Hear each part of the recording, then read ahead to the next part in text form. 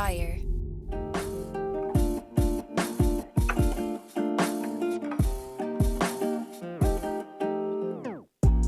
Welcome back to the Kidney Stone Diet Podcast, the show about reducing your kidney stone risk and living your best life. I'm your host and fellow student, Jeff Saris. I'm Jill Harris, your kidney stone prevention nurse. So what does that shirt say? Do more That's it. of what makes you happy. Love it. Right? I mean, it's so true. It's what life's all about, you know? Yeah, and it doesn't mean that it has to be this super crazy thing. It's just like, I don't know, maybe you want to watch an extra kitten video today. I don't know. People always think it has to be this lofty, big, giant, world-changing, life-changing kind of thing, right? It could just be something simple like going to the store or window shopping, or it could be so frivolous, or an extra 10 minutes of alone time. It could be whatever you want, as long as it brings you some kind of joy. And the more joy that we have, then the more joy that we can give. And I'm a big proponent of that. If I don't get my alone time, or I don't have, do the things that make me happy, then I can't spread joy the way I want to. And that's really important to me. I mean, that's my whole MO. People will say, Jill, I'm just calling you because I know you won't be crabby. Well, and it doesn't mean I'm not crabby. It just means I ain't going to pick up the phone if I am, right? Mm-hmm. So it's very important. Women particularly like to think that, they're always supposed to be helping and doing. And if they spend any time for themselves, then, that's not right of them and they feel guilty. I say bullshit, ladies. Stop being a martyr. Really take care of yourself. And here's one thing. The older we get, time goes. And so at some point, if you take care of yourself, you're able to give better in the world. So we women specifically have this backward notion that, if we're taking time for ourselves, we just don't have the right to do that. But I push back on that. We talk a lot about this in the kidney stone prevention course. Make sure that you're filling yourself up so you can provide for everybody else in your life. If that's really what you want to do, stop being a martyr and take care of yourself first so you could do it without becoming bitter and resentful somewhere. Why do we do that to ourselves? So I don't do that anymore. I used to do that, and then I got sick and I woke up.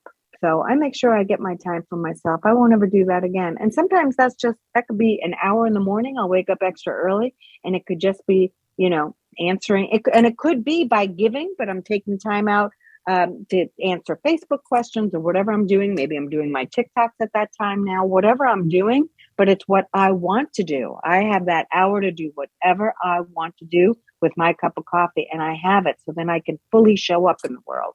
I think that's so important. It's so. You got to do that. Yeah. And finding joy.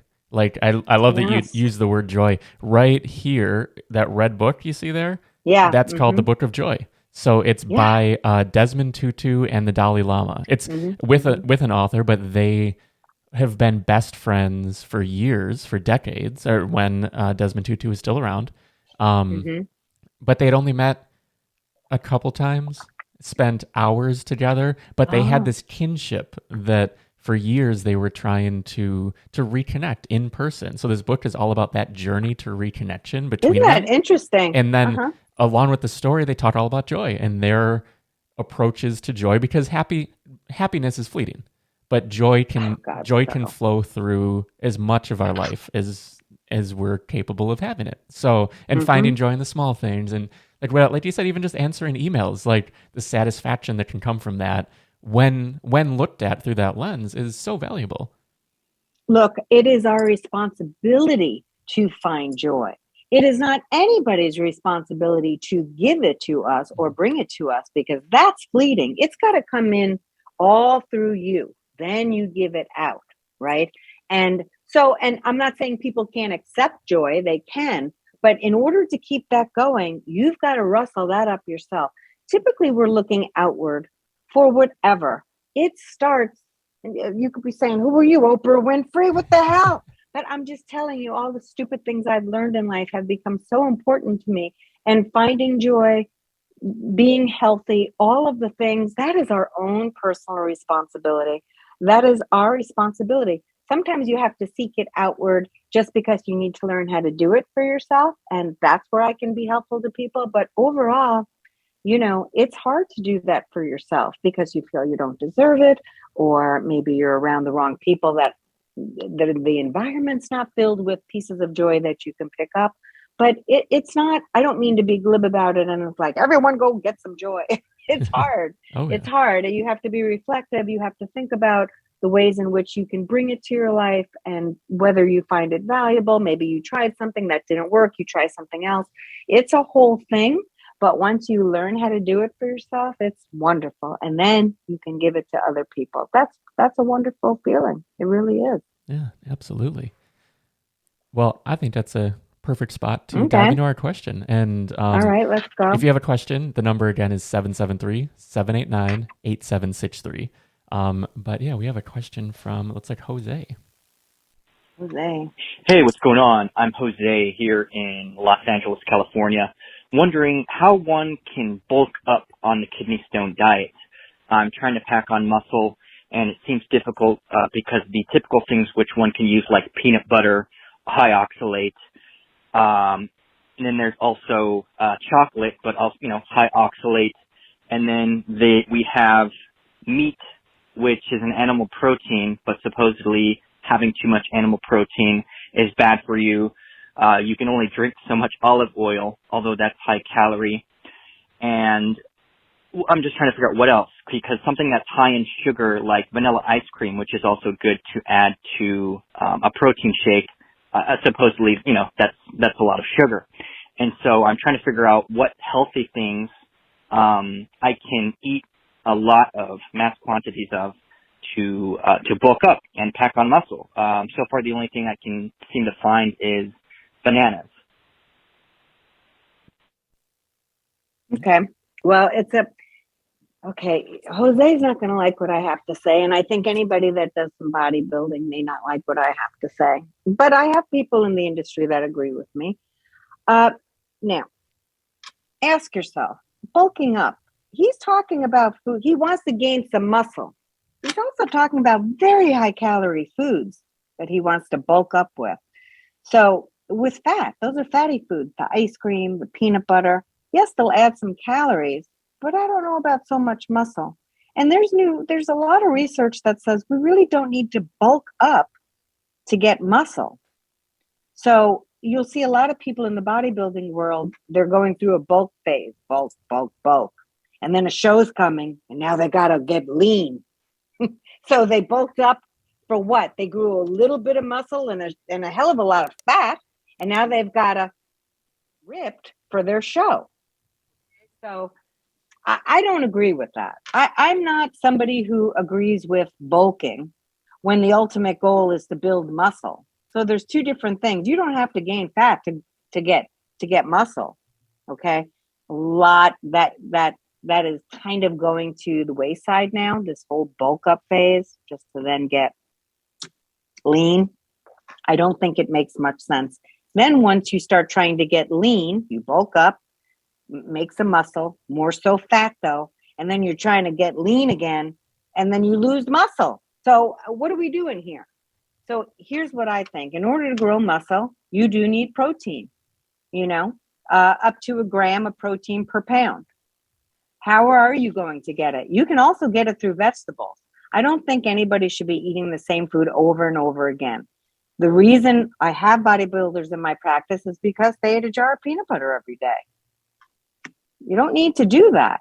There's plenty of other protein sources. There's on my website, there's articles on vegetable proteins, non-meat proteins. You can do it that way. So protein is going to be the building block, obviously, of muscle. So get your needs taken care of. Now, I wish I knew his weight. I mean, that would be very helpful. So, is he 120 pounds trying to bulk up to 160? Because that's whole different than if he's 160 and he wants to bulk up to 220. Yeah, if we're talking like bodybuilding or just sort of like, I'm thin and I don't want to be so thin. Those are different approaches. So it is a challenge. Totally different things. Totally different things. Your phone Hold on. Somebody's trying. Hold on. Yep. Send a voicemail. Okay. Two totally different things. Mm-hmm. So I'm not a fan and I am certified personal trainer. I understand. I like bodybuilding too. I have some little girl muscles for me, right? So I understand that somebody wants to build muscle. So if that's what he wants to do, he can certainly build some muscle, get enough calories every day. He does not have to eat olive oil to keep calories on. Eat his normal amount of foods. He can get a surplus of calories if he needs to. Just spread it all around. So if you want peanut butter, Jose, you can certainly have it. 2 tablespoons of peanut butter, put it in your smoothie. There's 26 milligrams of oxalate. You get up to 100 a day. Have a calcium source with that smoothie. I'm not worried about that, right? So there's 200 calories about in your peanut butter. You'll have your fat. It will have some oxalate, but the calcium will pretty much negate it. And you watch your oxalate for the rest of the day. There's ways in which, but that's a great question. There's no perfect answer for that. Meaning I would need to talk to somebody and say, where is it that you are? Where do you want to be? And that's a consult. Then you work with somebody, because that's not a generic question. So number one, I'm not a huge believer in bulking to grow muscle when then you're just going to debulk and going to lose some of that muscle you just grew. So read some research on that. People are not thinking bulking is the way to go anymore. That's Arnold Schwarzenegger kind of thing back in the day. More so now, bodybuilders are not doing that because they lose the muscle they just gained from bulking when they try to get lean again. So that you do not have to bulk to grow muscle. You just have to maintain your calories and push harder weights, okay? And be consistent in the gym. That's what you need to do. So that is a question that I can't just say, here's the answer to. It would need more digging out. But I love the question. So what Jose can take away from this is, Jose, you can certainly eat some peanut butter. Again, you just can't eat a whole jar of it. Get your calcium needs met. Get your protein needs from other foods besides animal protein.